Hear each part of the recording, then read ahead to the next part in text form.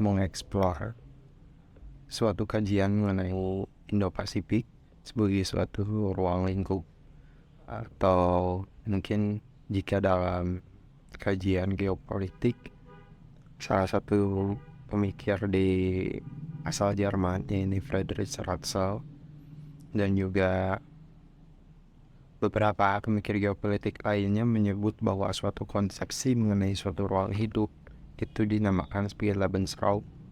Dan Lebensraum ini umum menjadi suatu kajian di awal abad ke-20, karena pada saat itu setelah berakhirnya Perang Napoleon, mungkin abad ke-19, muncul konsepsi mengenai negara bangsa atau nation state, dan oleh karena itu mendorong terjadinya pengembangan pemikiran mengenai konsep geopolitik. Dan pada saat ini saya akan membahas mengenai Indo-Pasifik dalam term keamanan dan juga pertahanan.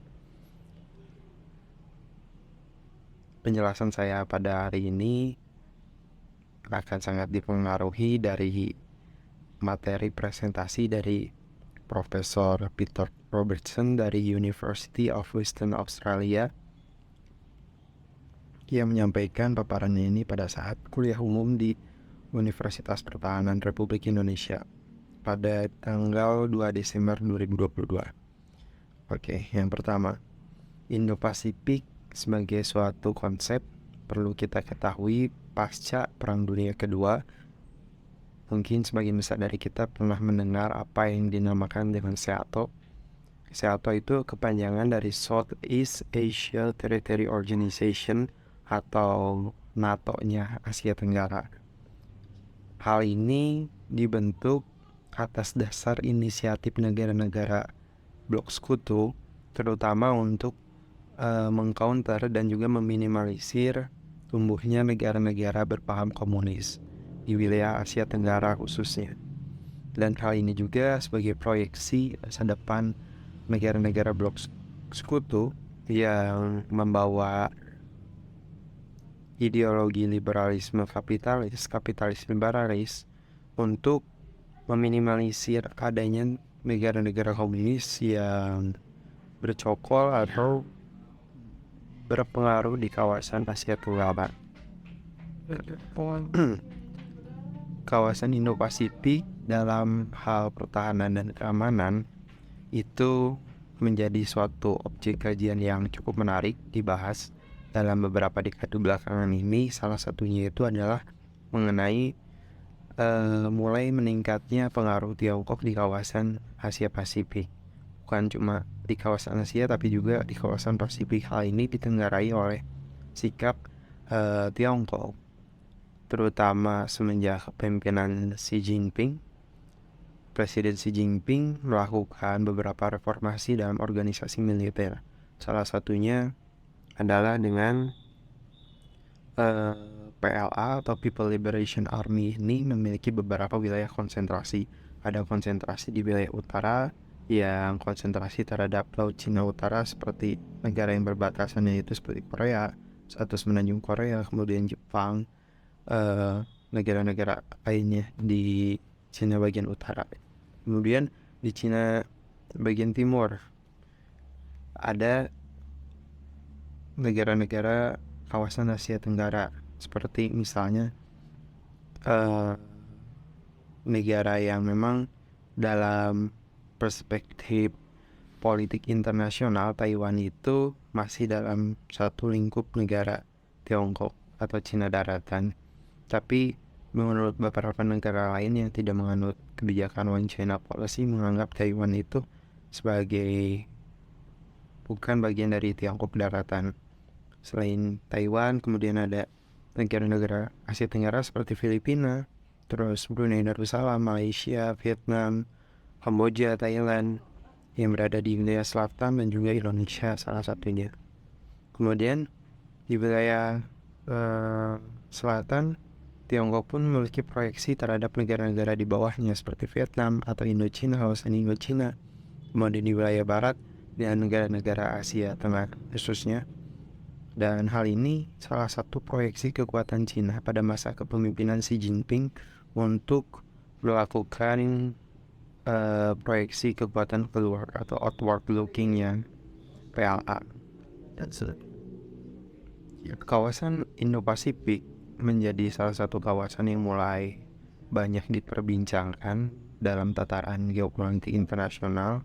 Salah satunya itu adalah karena kawasan Laut Cina Selatan sebagai salah satu wilayah yaitu jalur perdagangan internasional yang memiliki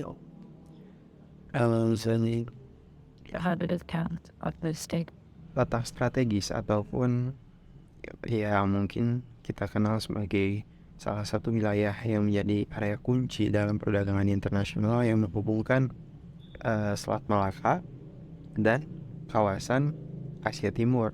Salah satunya harus melewati kawasan Laut Cina Selatan.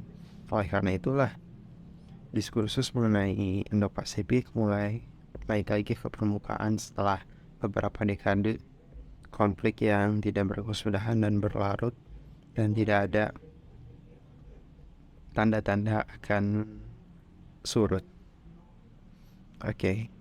Salah satu tindakan yang memicu mengenai diskursus Indo-Pasifik mulai menghangat pada saat ini adalah klaim dari Tiongkok terhadap beberapa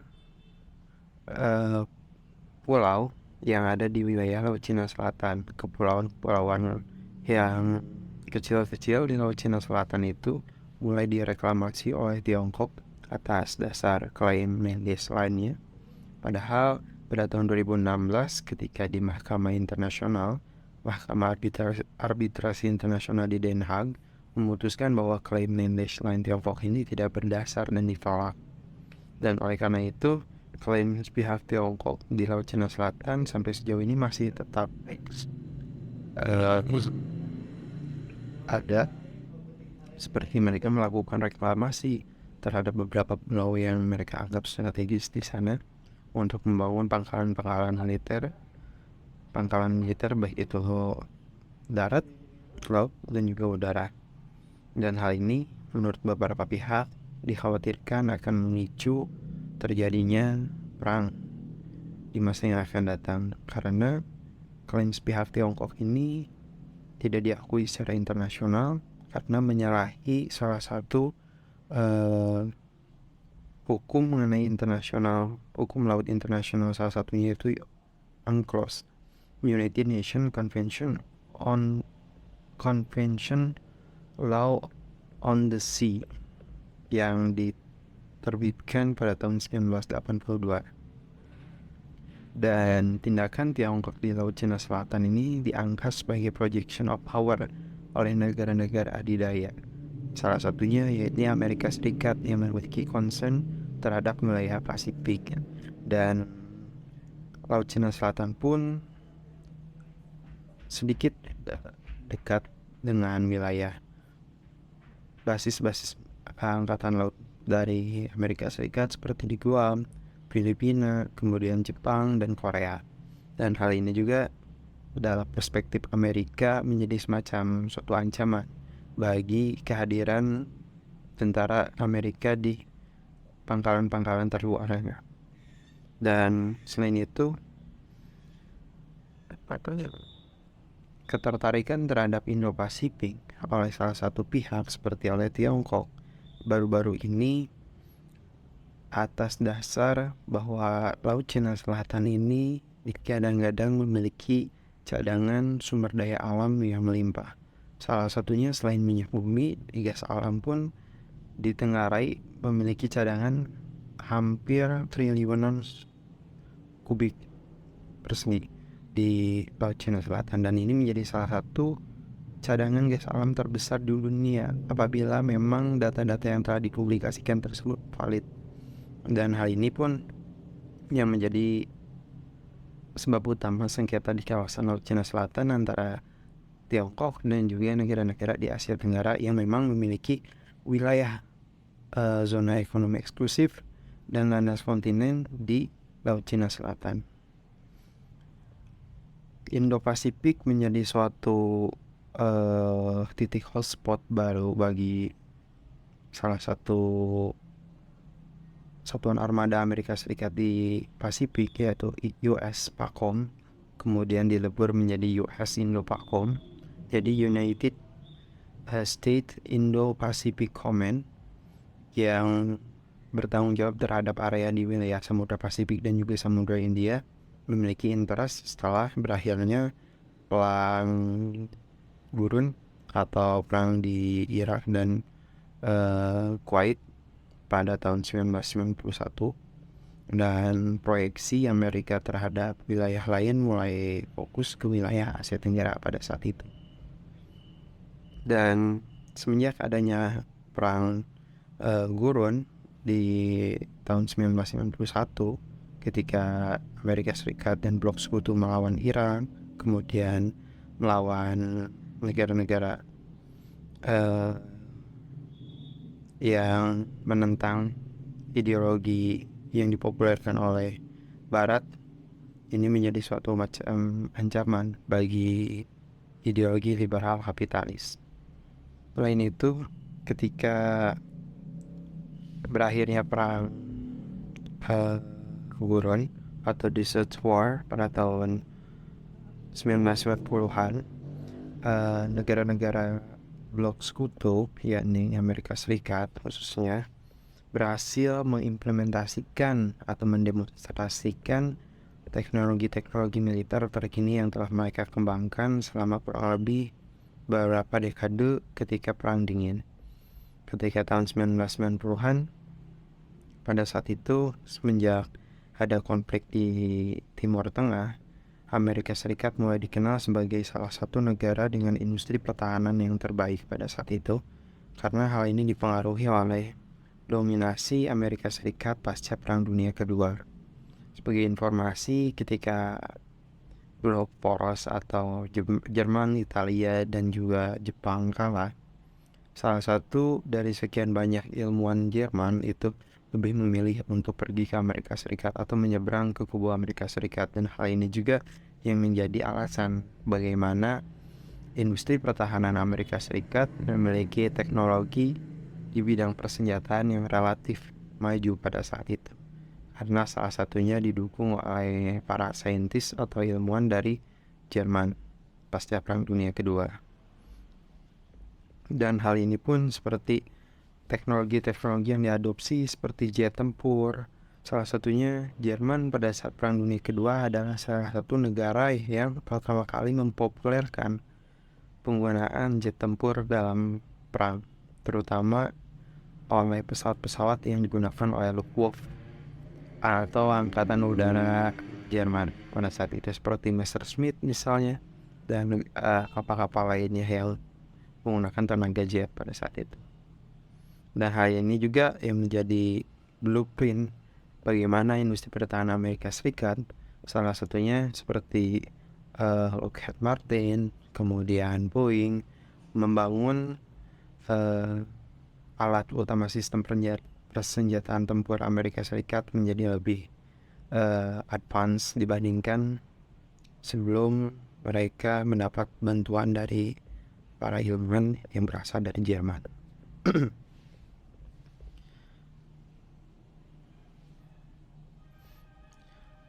Justru ketika konsepsi Indo-Pasifik pada saat ini mulai muncul, hal ini juga ditengarai menjadi salah satu awal dari suatu proses modernisasi dari People Liberation Army, karena seperti yang kita ketahui selama beberapa dekade ke belakang, Tiongkok tidak melakukan modernisasi dan pemenuhan Alpha Hankam yang semasif seperti sekarang. Beberapa dekade terakhir, Tiongkok pun mengembangkan beberapa kapal induk untuk mendukung operasi atau projection of power Tiongkok di kawasan, bukan cuma hanya di Laut Cina Selatan, tapi di Laut Cina Utara dan kemudian ke wilayah Pasifik. Dan hal ini salah satu tantangan bagi Amerika Serikat sebagai negara adidaya atau rule of power melawan rising power, yakni Tiongkok. Tiongkok, seperti beberapa ekonom prediksi bahwa pada tahun 2030 dan 2045 Tiongkok akan menjadi salah satu negara dengan GDP terbesar di dunia, mengalahkan Amerika Serikat.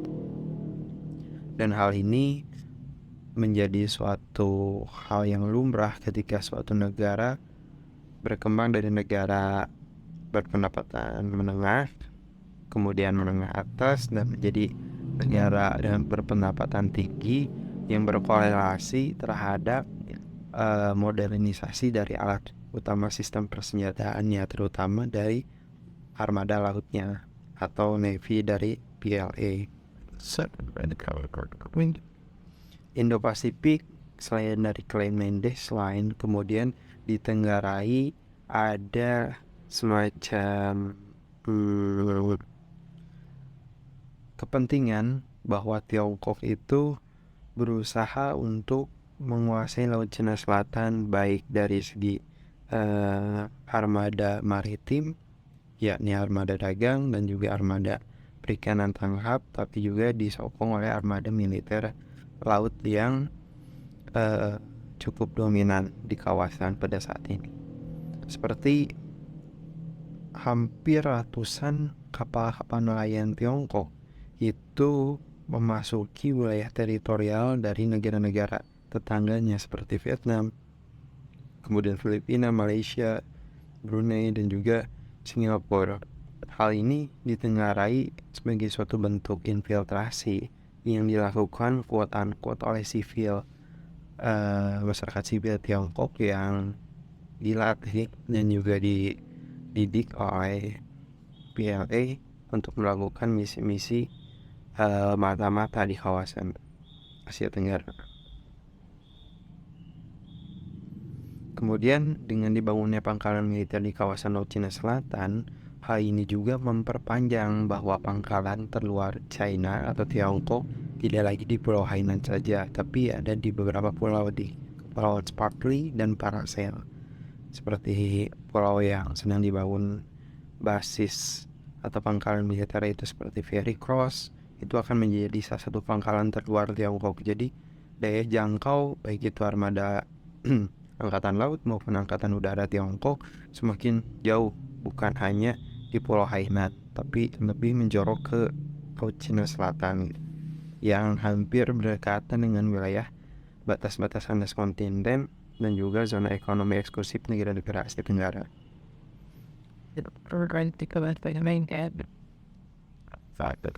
Kemudian dominasi Tiongkok di kawasan Asia salah satunya adalah dengan penguasaan rute-rute perdagangan seperti misalnya pelabuhan Hanbatota di Sri Lanka yang selama kurang lebih sejak tahun 2017 pengelolaannya diberikan kepada pihak Tiongkok, yakni salah satunya digarap oleh BUMN yakni China Merchant Group kalau tidak salah, yang mendapatkan hak sewa atau hak pengelolaan pelabuhan Hanbatota di Sri Lanka selama 99 tahun.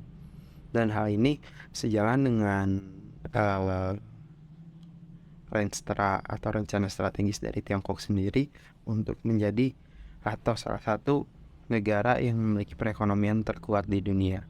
Selain itu, sesuai dengan Tiongkok yang memiliki visi bahwa tahun 2030 dan 2045 akan menjadi pemimpin global, tentu ketersediaan akses terhadap pelabuhan-pelabuhan strategis baik di Asia Tenggara maupun di Asia Selatan menjadi salah satu nilai yang penting untuk mendukung armada maritim Tiongkok di kawasan.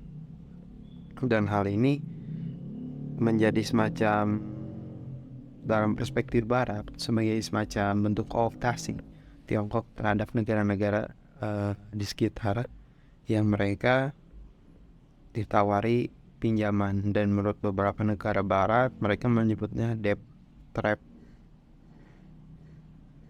diplomasi atau diplomasi jebakan utang.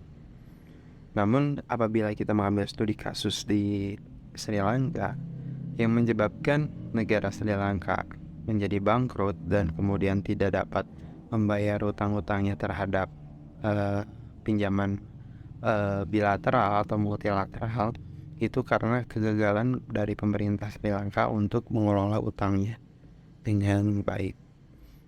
Dan pengelolaan pelabuhan Hanbatota pun bukan dikooptasi secara licik, tapi karena Sri Lanka tidak memiliki kemampuan untuk mengelola pelabuhan yang memiliki taraf internasional seperti Tiongkok. Seperti yang kita ketahui kan, jumlah perdagangan Tiongkok melalui laut di kawasan Laut Cina Selatan itu kurang lebih 40% didominasi oleh armada dagang Tiongkok. Dan oleh sebab itu pengelolaan pelabuhannya pun relatif lebih maju di kawasan Asia.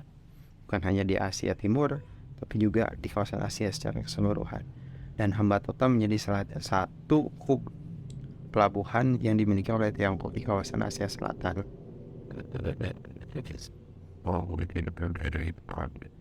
Kemudian,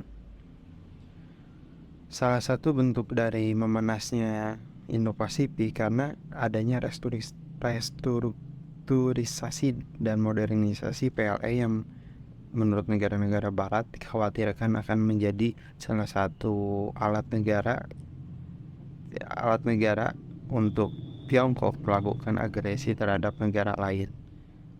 Dan hal ini juga tidak lepas dari politik kepentingan di mana Amerika Serikat berusaha untuk menjegal kemajuan Tiongkok di bidang perdagangan internasional melalui isu-isu yang mereka angkat seperti jebakan utang, kemudian kekhawatiran mengenai modernisasi PLA akan menjadi suatu alat negara agresor pada suatu hari nanti.